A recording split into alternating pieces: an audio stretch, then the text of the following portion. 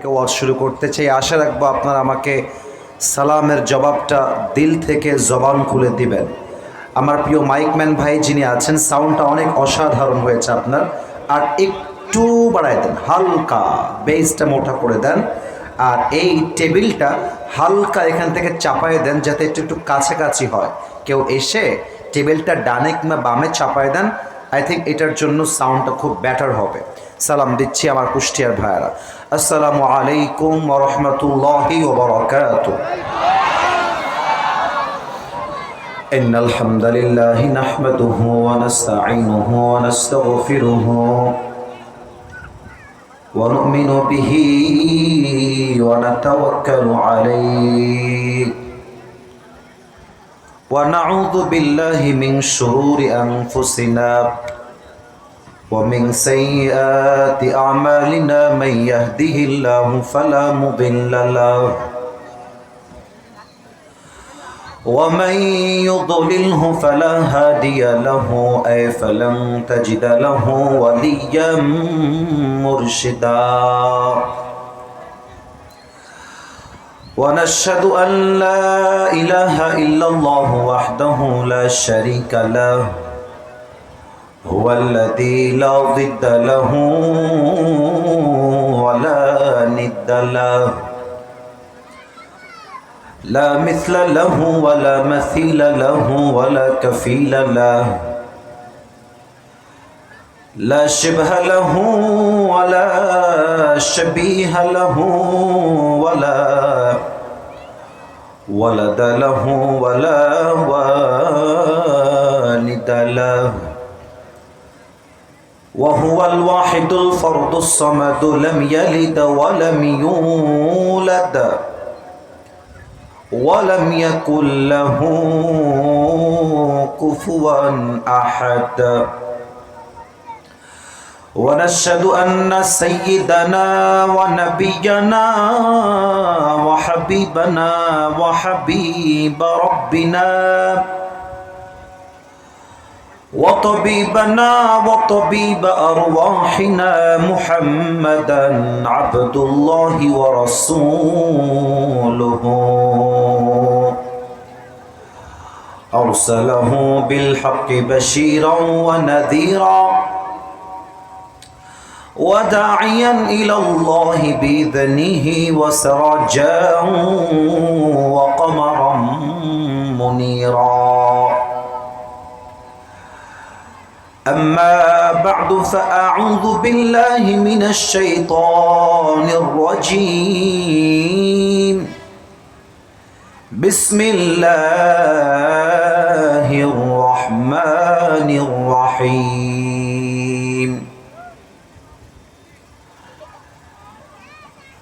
قل يا عبادي الذين أسرفوا على أنفسهم لا تقنطوا من رحمة الله إن الله يغفر الذنوب جميعا إنه هو الغفور الرحيم وقال تعالى في كلامه المجيد ومن يتوكل على الله فهو حسبه وقال تعالى في كلامه المجيد إن الله يحب المتوكلين وقال رسول الله صلى الله عليه وسلم بلغوا عني ولو آية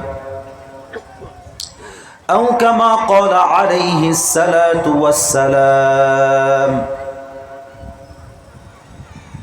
إن الله وملائكته يصلون على النبي يا أيها الذين آمنوا صلوا عليه وسلموا تسليما اللهم صل على محمد وعلى آل محمد كما صليت على إبراهيم وعلى آل إبراهيم إنك حميد مجيد।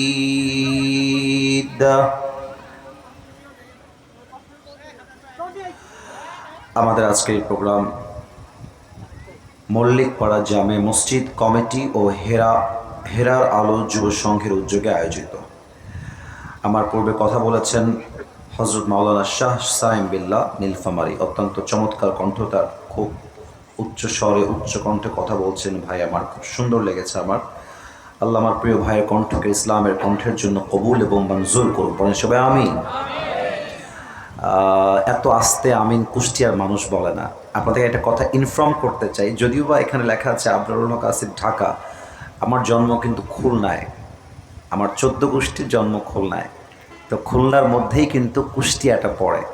তো কুষ্টিয়ায় যখন আসি, যশোরে যখন আসি, খুলনায় যখন আসি, এটা আমি দিল থেকে ফিল করে বলি। এটা আপনি বিশ্বাস করলেও কি না করলেও কি, বাট আমি ফিল থেকে বলি যে যেহেতু আমি খুলনার সন্তান, আর যেহেতু খুলনার মধ্যে কুষ্টিয়া পড়ে, যদি আমি খুলনার সন্তান হই তবে আমি কুষ্টিয়ারও সন্তান। কথা ঠিক আছে কি না আপনারা বলেন? তো আমি আপনাদের মানুষ, আপনাদের রক্তের মানুষ, আপনাদের বিভাগের মানুষ, সবার সঙ্গে দূরত্ব চলবে, বাট খুলনার বিভাগের মানুষের সাথে আমার দূরত্ব মানায় না। আমার বাবাও খুলনার, মাও খুলনার, আমিও খুলনার, আমার সবাই খুলনার, নানার ফ্যামিলি, দাদার ফ্যামিলি, সবাই, এভরিওয়ান ফ্রম খুলনা। সো আমার কথা হচ্ছে প্রিয় ভাইয়েরা, কথা যখন বলবেন কুষ্টিয়ার মানুষ, খুলনার মানুষ যে কাপুরুষের সন্তান নয়, বীরপুরুষের সন্তান, এটা প্রমাণ আপনার সাউন্ডের মাধ্যমে দেওয়া লাগবে, ঠিক কিনা বলেন? এবার একবার আমিন বলেন তো সবাই জোরে সোরে আমিন। আমাদের আজকে এই প্রোগ্রামে আরও কথা বলেছেন মাওলানা আসাদুল ইসলাম আসাদ, আল্লাহ ভাইকে নেক হায়াত দান করুক, পড়েন সবাই আমিন। সভাপতি রয়েছেন মোহাম্মদ, আবার বাসিদাইকে দরকার নেই তো, আমাদের এনভায়রনমেন্টটা কত শান্ত দেখেছেন। গতকাল আমার প্রোগ্রাম ছিল পঞ্চগড়, স্টেজে উঠতে গিয়ে কয়বার যে পড়ে গেছে হিসাব নাই, কোনো মতে ধরা হয়েছে আর কি। অথচ আজকে জাস্ট গেটে নামার সময় ক্রাউড দেখেছি, আদারওয়াইজ কোনো ক্রাউড নেই, মারামারি নেই। আর আমরা কুষ্টিয়ার মানুষ, আমরা ভালোবাসি, এর মাঝেও আমরা ভদ্রতা বজায় রেখে ভালোবাসি, ঠিক কিনা বলে? কত সুন্দর পরিবেশ, তুমি বাঁশি দিয়ে কি বুঝাও? আমার যুবকরা কি বিশৃঙ্খল নাকি? কত সুন্দর চুপচাপ তারা বসে আছে, পড়েন সবাই আমিন। আল্লাহ আমাদের সভাপতি সাহেবকে ইসলামের খাদেম হিসেবে কবুল করুক, পড়েন সবাই আমিন। আমার প্রিয় ভাইয়েরা, আমি পঞ্চগড় থেকে এসেছি। ইট ওয়াজ আ লং জার্নি, অনেক, যদি আমি অ্যাভারেজ হিসাব করি 12 থেকে 13 ঘন্টার জার্নি। এই জন্য আমি সবাইকে আবদার রাখবো, আজকের মাহফিলটা সুন্দর হোক। এটা কি কুষ্টিয়াবাসীর সবাই চায় না কি চায় না? চাওয়ার আস্তে আওয়াজ হলো, একটু জোরে বলেন সবাই, চাই কি চাই না? আজকে একটা ঐতিহাসিক ওয়াজ হোক আজকের এই মাঠে, এটা আমরা সবাই চাই কি চাই না? ভূমিকায় ঠান্ডা মাথায় কিছু কথা বলতে চাই, তারপরে আমার আলোচনার যে সেন্ট্রাল থিম বা সাবজেক্ট ম্যাটার, সেই মূল আলোচ্য বিষয়ে ফিরে যেতে চাই। তবে তার পূর্বে মহিলা প্যান্ডেলের দিকে অ্যাড্রেস করে বলবো, বাবুদেরকে একটু চুপ করিয়ে রাখতে হবে। বছরে একটা দিন মাহফিল, আমার কোনো যুবক এবং কোনো মুরব্বীর যেন ওয়াজ শুনতে কষ্ট না হয়। আজকের ওয়াজ হবে কলিজার দিয়ে, মানুষ ওয়াজ শুনবে কান দিয়ে নয়, কলিজা ভরে আজকে ওয়াজ হবে, ঠিক না বলেন? সো বাবুদেরকে একটু চুপ রাখলে আম্মা জান একটু বেটার হয় আমাদের জন্য কথা বলাটা। সো প্লিজ আপনার বাবুকে একটু থামায় রাখেন, চুপ রাখেন। আমার যুবক ভাইয়েরা কানটা খাড়া করবেন। আমার আব্বা জান, আপনার পায়ে হাত রেখে বলবো, আব্বা জান আপনি আমাকে আপনার শত্রু হিসেবে নয়, আপনাকে আমার কথা আপনার শুভাকাঙ্ক্ষী হিসেবে শুনতে হবে। অনেক কথা আপনার স্বার্থের বিরুদ্ধে যাবে, অনেক কথা আপনার ব্যক্তিত্বের বাহিরে যাবে, বাট মাথায় রাখবেন মুসলমান হক কথার সঙ্গে 2 পয়সা কোনো আপোষ করতে পারে না। আমি যা বলবো হক কথা বলবো। প্রথম কথা, আমার কলিজার টুকরা যুবক ভাইদের জন্য কোরআনের একটি আয়াত থেকে বলতে চাই মেসেজ হিসেবে। It is not the central theme, এটা আমার মূল আলোচ্য বিষয় নয়, এটা আমার তোমাদের জন্য একটা ক্ষুদ্র মেসেজ। আল্লাহ তাআলা বলছেন, কুল্লা ইউসিবানা ইল্লা মা কাতাবাল্লাহু লানা, যা তোমার কপালে আছে তা কখনো হারিয়ে যাবে না, আর যা তোমার কপালে নেই তা পৃথিবীর সমস্ত শক্তি এক করে ফেললেও কেউ তোমার কপালে লিখে দিতে পারবে না। পারতপক্ষে তাকদীরের সমস্ত বিষয়কে একমাত্র আল্লাহ তাআলাই মেনটেন করেন। যা হয়ে গেছে তা আমার জন্য ভালো ছিল, যা হচ্ছে এটাও আমার জন্য ভালো, আর যা আগামীতে হবে এটাও আমার জন্য ভালো। মাথায় রাখতে হবে, যেটা হারিয়ে গিয়েছে এটা আমার জন্য নয়, যেটা আসবে সেটা আমার জন্য। আমার জন্য যেটা বেস্ট সেটাই আল্লাহ করবে। অতএব যে হারিয়ে গিয়েছে, যা হারিয়ে গিয়েছে, এটা নিয়ে আমার কোনো অবজেকশন নাই, এটা নিয়ে আমার কোনো প্রকার কোনো অভিযোগ নেই। আরে আমি তো বিশ্বাস করি, যে বান্দা আল্লাহকে ভরসা করতে পারে, যে বান্দা আল্লাহকে বিশ্বাস করতে পারে, হারিয়ে যাওয়া জিনিসের চাইতে 1000 গুণ বেটার জিনিস আল্লাহ থেকে দান করতে পারে, ঠিক কিনা বলে? আয়াতের সারাংশ হচ্ছে, whatever Allah subhanahu wa ta'ala has decided for you will must happen. আল্লাহ যা লিখে রেখেছে তা ঘটবে, আটকে দেওয়ার ক্ষমতা কারো কাছে নেই, এবং আল্লাহ যা লিখে রাখেন নাই তা কেউ ঘটাতে পারবে না। অতএব ছ্যাঁকা খেয়ে বেকা হওয়া বন্ধ করে দাও, বন্ধ করে দাও, বন্ধ করে দাও। আরে বেটা, কুষ্টিয়ায় খালি মেয়ে আছে, খুলনায় মেয়ে আছে, ঢাকায় মেয়ে আছে, রাজশাহীতে মেয়ে আছে, পাবনায় মেয়ে আছে, বরিশালে মেয়ে আছে, সিলেটে মেয়ে আছে, রংপুরে আছে, দিনাজপুরে আছে। তোমার মতো সকিনা জরিনা ছাড়লে আমি কুষ্টিয়ার বীর পুরুষ, আমার গোনারও টাইম নাই। আমি সফল হলে তোমার মতো কয়েক লাখ মেয়ে আমাকে বিয়ের জন্য পেছনে লাইন ধরে দাঁড়িয়ে যাবে। तू नहीं तो कोई और सही, कोई और नहीं तो कोई और सही, बहुत लंबी है ये जमीन, मिलेगी लाखों हंसी, इस जमाने में सनम तू अकेला तो नहीं। আরে তোমার মতো মেয়ে ছাড়লে আমার পরোয়া নেই। আমি তো হারাম চাই না, আমি আদর্শবান বউকে আমার লাইফে চাই। এরকম ধোকাবাজ আমার লাইফ থেকে গেলে আফসোস নাই, আমরা পড়বো সবাই মিলে আলহামদুলিল্লাহ। না, এই আলহামদুলিল্লাহ যুবকদের হতে পারে না। আরেকবার পড়েন সবাই আলহামদুলিল্লাহ। অতএব আজ থেকে লাইফে যা ঘটে যাবে, যত কিছু হয়ে যাক, আপনার লাইফের প্রথম এবং লাস্ট বাক্য হবে, আল্লাহ রে তুমি যদি দিয়ে খুশি হও আমি নিয়ে খুশি, তুমি যদি আমার দুঃখে দেখে খুশি হও আমি তাতেই খুশি, তুমি যদি আমার মুখের হাসি দেখে খুশি হও আমি তাতে খুশি। আল্লাহ তুমি যা করবা, I don't have any objection, আমি জাস্ট পড়বো আলহামদুলিল্লাহ, বাকি ফয়সালা করবে কে? এক নাম্বার, ভাগ্যের লেখা নিয়ে কখনো আফসোস করতে যেও না। ঘুম থেকে যখন উঠবা পড়বা আলহামদুলিল্লাহ, আল্লাহ তুমি আমাকে ঘুম থেকে ওঠার সুযোগ দিয়েছ। যখন ওয়াশরুমে ব্রাশ করতে যাবা আল্লাহকে বলবা, আল্লাহ শুকরিয়া, আলহামদুলিল্লাহ তুমি আমার হাতটাকে প্যারালাইজড করে দাও নাই, আমার হাতটা ঠিক আছে, আমি মুভ করতে পারছি, আল্লাহ তোমার শুকরিয়া, আলহামদুলিল্লাহ। যখন তুমি অজু করে মসজিদে আসবা আল্লাহকে বলবা, আল্লাহ তোমার শুকরিয়া, আল্লাহ আমার তো কোনো যোগ্যতা নাই তোমার ঘরে আসার জন্য, তুমি তৌফিক দিয়েছো বিধায় আমি আসতে পেরেছি, আল্লাহ তোমার শুকরিয়া, আলহামদুলিল্লাহ। আরে ভাই, তোমার ঘরে আমার ঘরে কেউ যদি পারমিশন ছাড়া আসতে না পারে, আল্লাহর ঘরে আল্লাহ যদি তোমাকে আমাকে কবুল না করে, তুমি আমি কি যেতে পারবো?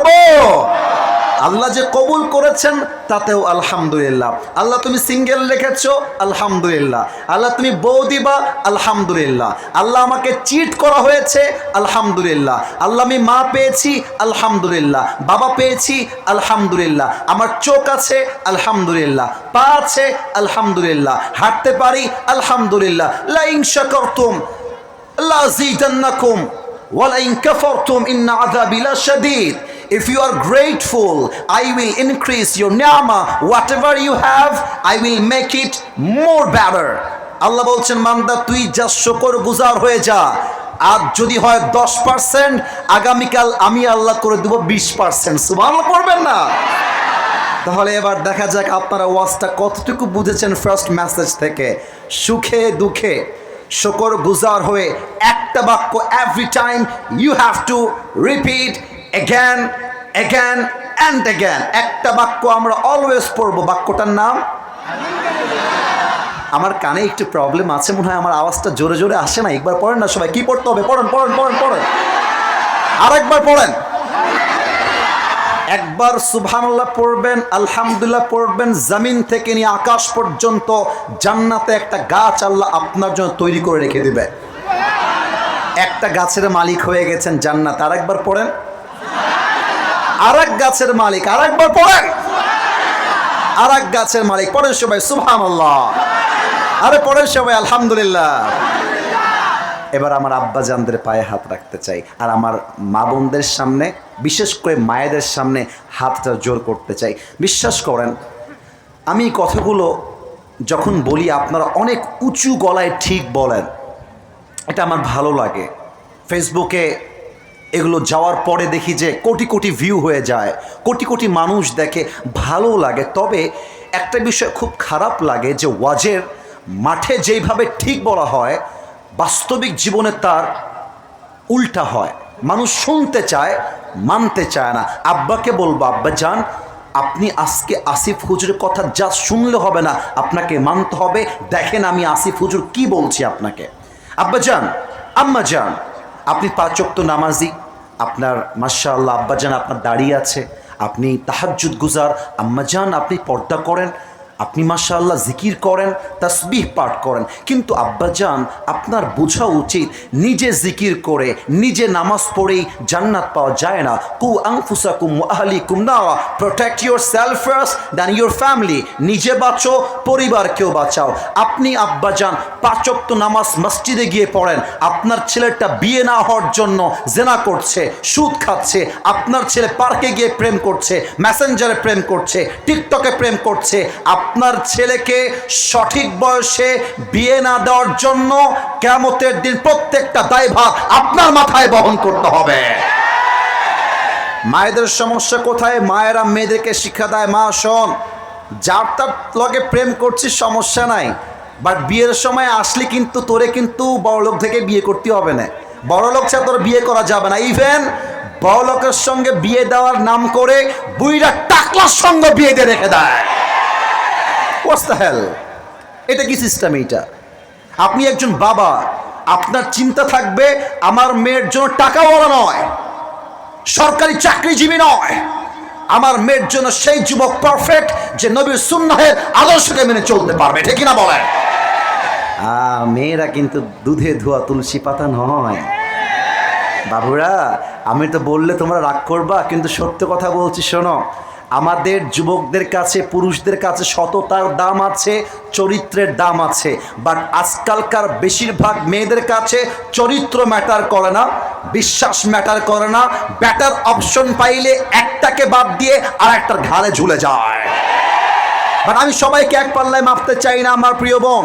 আমি আপনাকে কলিজার থেকে সম্মান করি। I talk about your rights, আমি আপনার অধিকার নিয়ে কথা বলি।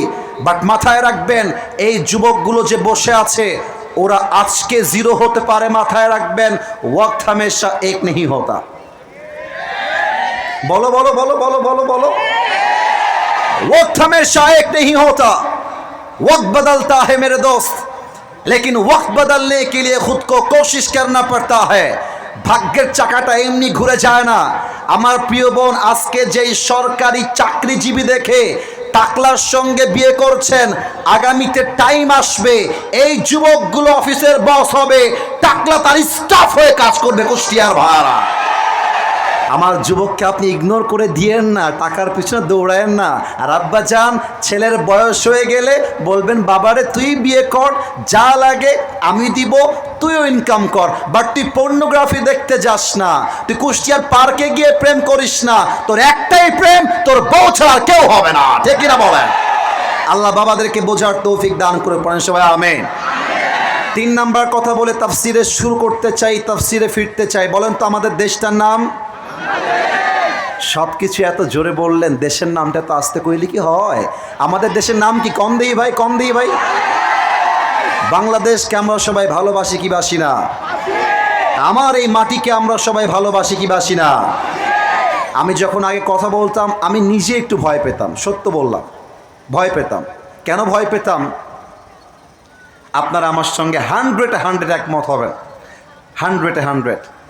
আমরা যখন ওয়াচ করতাম আপনারা দেখেছেন অনেক পাতি নেতা, আমি বলছি পাতি নেতা না, ন্যাংটা নেতা, ন্যাংটা। ওই এপার দিয়ে এসে এই যে ওনারা অলরেডি আমাকে অ্যাপ্রিসিয়েট করে মাথা ঝুঁকাচ্ছে, ঠিক ঠিক, কারণ এটা আমরা বহুবার দেখেছি। স্টেজে উঠে এসে মাইকটাকে ধরে just like this, look at my hands, এমনে ধরে